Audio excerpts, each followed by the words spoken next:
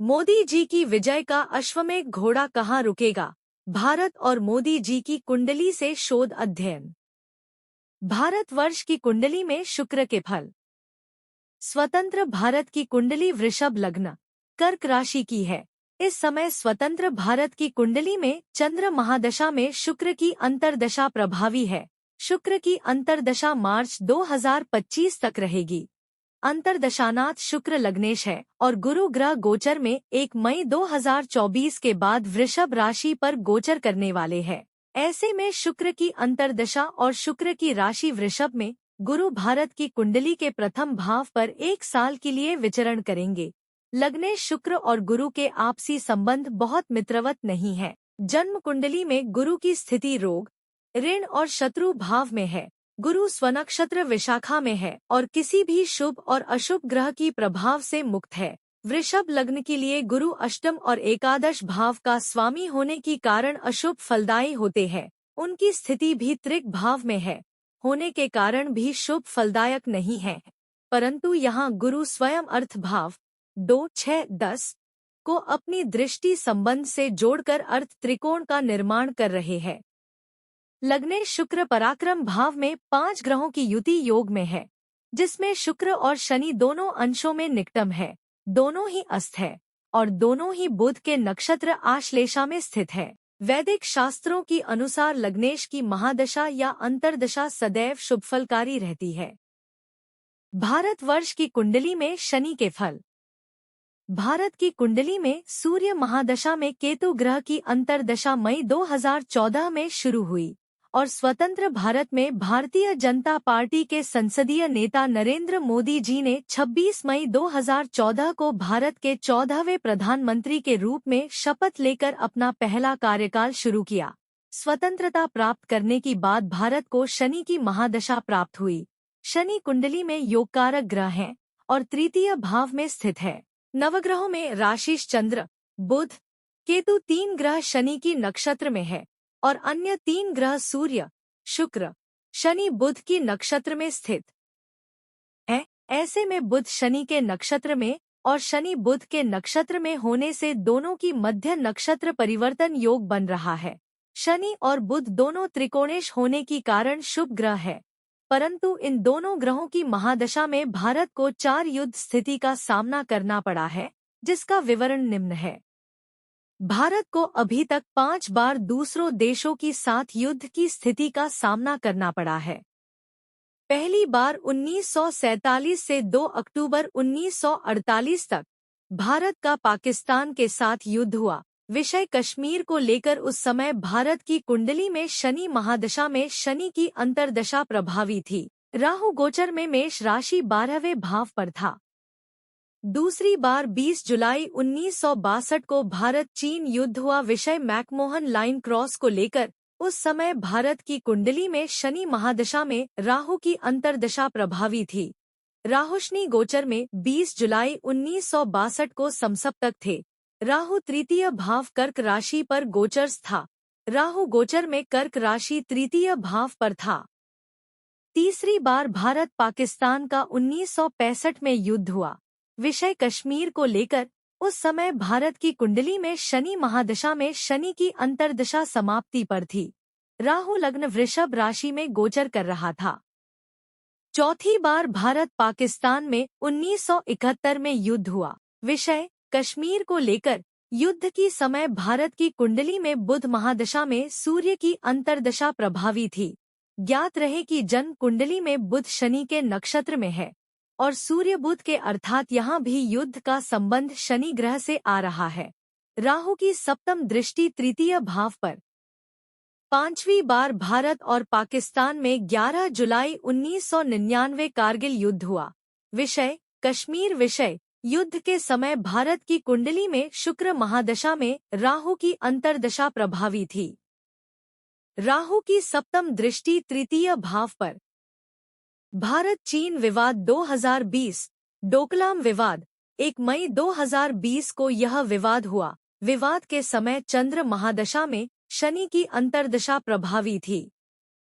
उपरोक्त विश्लेषण से यह जाना जा सकता है कि भारत के लिए शनि और राहु की महादशा बटा अंतर्दशा और राहु का तृतीय भाव से गोचर संबंध पड़ोसी देशों से रिश्ते बिगड़ने का सूचक होता है।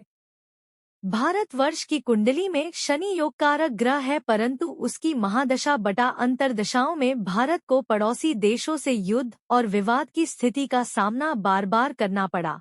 इसका कारण शनि का बुध के साथ नक्षत्र परिवर्तन योग है। यहाँ शनि बुध के फल दे रहा है और बुध शनि के फल दे रहा है। भारतवर्ष की कुंडली में बुध के फल। आइए अब बुध की महादशा और अंतर्दशाओं में भारत के लिए फल पर विचार करते हैं।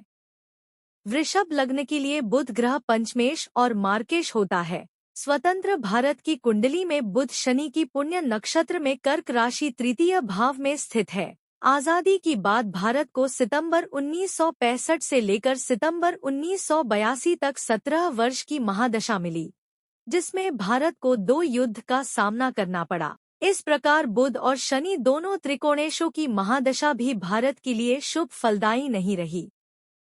भारतवर्ष के लिए केतु। भारतवर्ष की कुंडली में केतु एकमात्र ऐसा ग्रह है जो एकादश भाव, लाभ भाव, उन्नति और सफलता के भाव से संबंध बना रहा है।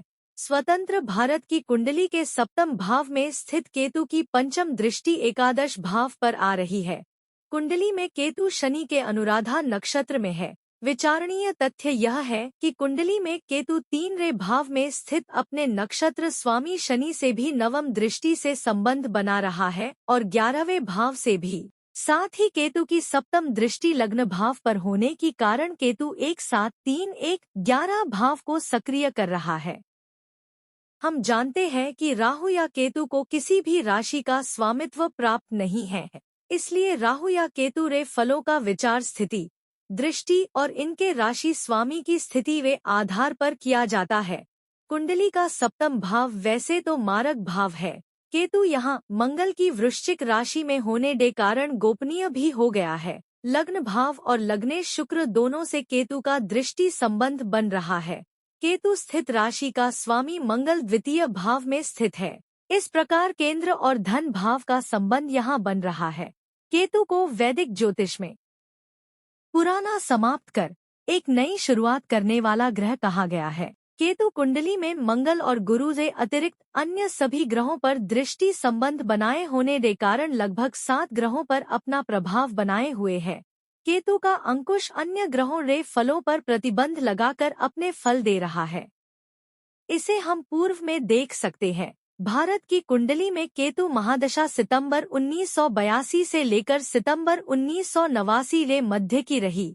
इस समय अवधि में भारत को पड़ोसियों के साथ किसी भी युद्ध का सामना नहीं करना पड़ा। आर्थिक रूप से भी यह समय शुभ ही रहा। इस समय में भारत के एक प्रधानमंत्री 1984 में इंदिरा गांधी जी की हत्या अवश्य हुई, जिसे राजहानि कहा जा सकता है। हम वापस अपने मुख्य विषय पर आते हैं। भारतवर्ष 2024 की कुंडली में शनि सबसे शुभ या केतु। भारत की कुंडली में सूर्य महादशा में केतु ग्रह की अंतर्दशा मई 2014 में शुरू हुई और स्वतंत्र भारत में भारतीय जनता पार्टी के संसदीय नेता नरेंद्र मोदी जी ने 26 मई 2014 को भारत के 14वें प्रधानमंत्री के रूप में शपथ लेकर अपना पहला कार्यकाल शुरू किया। यह शोध का विषय है कि सूर्य महादशा में केतु की अंतर्दशा के प्रारंभ के साथ ही भारतीय राजनीति की रात्रि का अंत हुआ और मोदी जी नामक सूर्य प्रधानमंत्री के रूप में उदित हुआ, जिसने वैश्विक स्तर पर भारत को एक बाद फिर 10,000 सालों के बाद ख्याति दिलाई।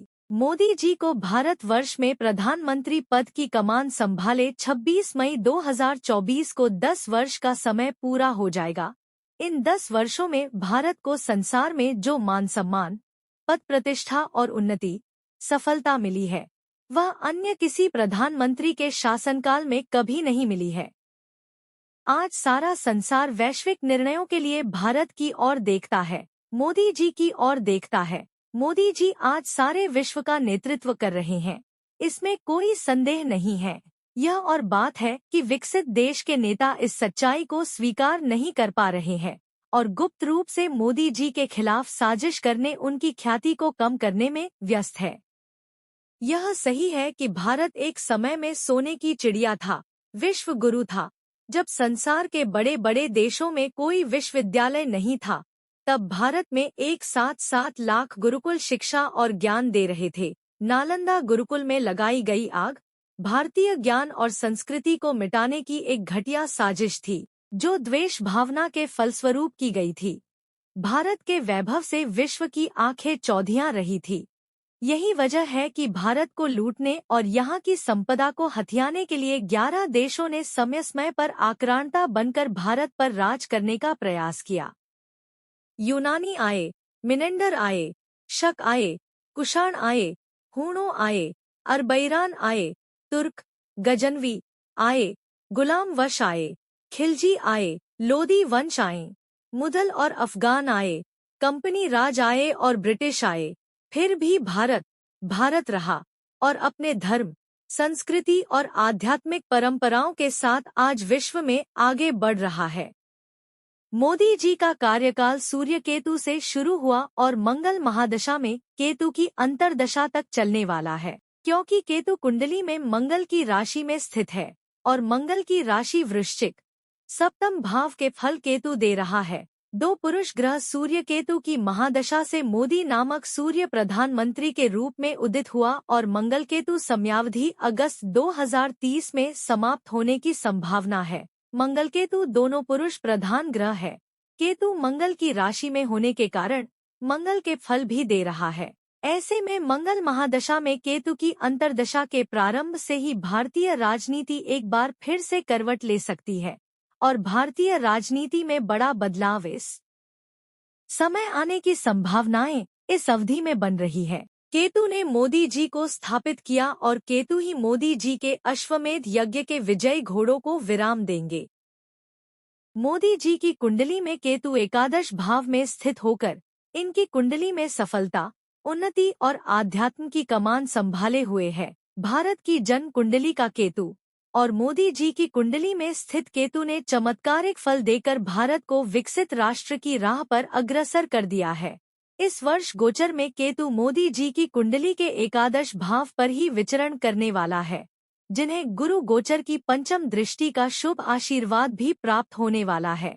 गुरु ग्रह 1 मई 2024 12:59 समय में शुक्र की वृषभ राशि में प्रवेश करने वाले हैं। वैदिक ज्योतिष में बृहस्पति ग्रह वित्त, धन और आर्थिक क्षेत्रों का प्रतिनिधित्व करता है। इसके अतिरिक्त गुरु ग्रह को विस्तार, विकास, उन्नति, सफलता, समृद्धि और प्रचुरता के लिए भी देखा जाता है। गुरु शुक्र से शत्रु संबंध रहते हैं और शुक्र गुरु से सम संबंध रखते हैं। गुरु का वृषभ राशि में गोचर भी इस योग के फलों को दोगुना करेगा। वित्तीय रूप से भारत के लिए आने वाला एक वर्ष बहुत ही शुभ और उज्जवल रहने के योग बन रहे हैं।